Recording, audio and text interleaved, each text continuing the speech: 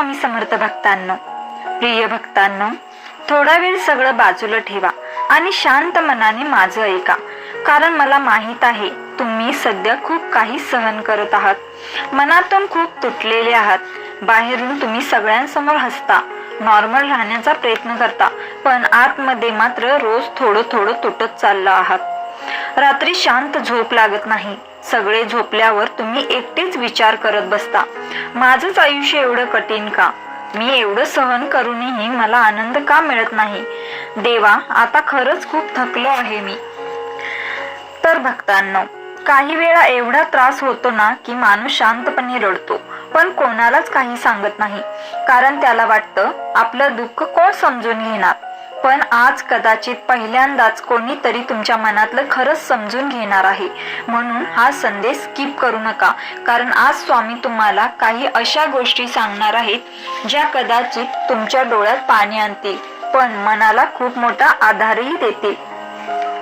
प्रिय स्वामी भक्तांनो, तुम्ही खूप सहन केले आहे. पैशाची चिंता, नोकरीचं टेन्शन, घरातील जबाबदाऱ्या, स्वतःच्या माणसांकडून समजलं न जाण्याचं दुःख, हे सगळं आतून माणसाला संपवायला लागतं. काही वेळा तर स्वतःलाच असं वाटतं आता माझ्यात ताकदच उरली नाही. पण भक्तांनो, आज स्वामी तुम्हाला सांगत आहेत, तू थकलायस पण हरलेला नाहीस. तू खूप रडलास पण अजून तुझं आयुष्य संपलेलं नाही. तुझ्या मनातलं दुःख मला दिसत आहे. आणि म्हणूनच आज स्वामींनी तुम्हाला हा संदेश ऐकण्यासाठी इथं आणला आहे. आता फक्त काही क्षण शांत बसा आणि स्वामी तुमच्याशी काय बोलत आहेत ते मनापासून ऐका. स्वामी म्हणतात, बाळा, मला माहितीये तू आतून खूप थकलायस. तू सगळ्यांसमोर हसतोस पण रात्री शांतपणे किती रडतोस हे मला दिसतं. तू किती वेळा स्वतःचं दुःख लपवून दुसऱ्यांना आनंद दिलास. किती वेळा स्वतः तुटून सुद्धा दुसऱ्यांसाठी उभा राहिलास हे मला सगळं माहितीये. बाळा, प्रत्येक वेळी मजबूत राहणं सोपं नसतं.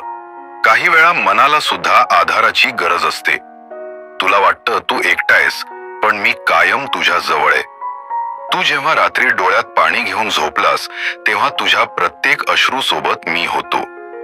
तू जेव्हा देवाला विचारलंस माझ्याच आयुष्यात एवढं दुःख का, तेव्हा तुझा आवाज माझ्यापर्यंत पोहोचला होता. बाळा, आता स्वतःला एवढं त्रास देणं बंद कर. प्रत्येक गोष्टीचा भार एकट्याने उचलू नकोस. तू खूप प्रयत्न केलेस, खूप सहन केलंस. आता थोडा स्वतःला सुद्धा समजून घे. तुझ्या मनात खूप भीती आहे, उद्याची चिंता आहे, घराची काळजी आहे, पैशाचं टेन्शन आहे. पण बाळा, कायम वाईट दिवस राहत नाहीत. आज अंधार आहे पण प्रकाश सुद्धा येणारच. तुला वाटतं सगळं संपत चाललंय, पण खरं तर तुझ्या आयुष्यात नवीन सुरुवात होण्याची वेळ जवळ आलीये. फक्त स्वतःवरचा विश्वास सोडू नकोस. तू खूप मौल्यवान आहेस आणि तुझं आयुष्य खूप सुंदर होऊ शकतं. तू आतापर्यंत खूप लोकांसाठी जगलास, आता थोडं स्वतःसाठी जग. स्वतःला दोष देणं बंद कर. प्रत्येक गोष्ट तुझ्या हातात नव्हती. बाळा, तू हरलेला नाहीस, तू फक्त थकलेला आहेस. आणि लक्षात ठेव, थकलेला माणूस थोडा वेळ थांबू शकतो पण पुन्हा उभा राहू शकतो. मी तुझ्या पाठीशी आहे. तू जेव्हा पूर्ण तुटशील असं वाटेल तेव्हा माझं नाव घे. मी तुला पुन्हा उभं राहायची ताकद देईन. तुझ्या घरात पुन्हा आनंद येईल, तुझ्या चेहऱ्यावर पुन्हा हसू येईल आणि तुझ्या आयुष्यात पुन्हा चांगले दिवस येतील. फक्त श्रद्धा ठेव आणि स्वतःवरचा विश्वास सोडू नकोस. भिवू नकोस. मी तुझ्या पाठीशी आहे. भक्तांनो, स्वामींनी सांगितलेली आत्ता जी वाक्य आहेत ती मनात उतरवा आणि प्रत्येक संकटात फक्त स्वामींचं नाव घ्या. कारण स्वामी तुमच्या नेहमी पाठीशी आहेत.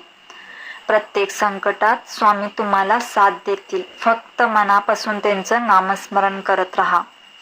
तर भक्तांनो, आता काही क्षण डोळे बंद करा. मनातलं सगळं दुःख, सगळ्या चिंता, सगळी थकवा स्वामींच्या चरणी अर्पण करा आणि मनापासून म्हणा, स्वामी, मला पुन्हा उभा राहण्याची ताकद द्या. माझ्या मनाला शांतता द्या आणि माझ्या आयुष्यात पुन्हा आनंद द्या. भक्तांनो, लक्षात ठेवा, तुम्ही एकटे नाही आहात, स्वामी तुमच्या सोबत आहेत. जय जय श्री स्वामी समर्थ.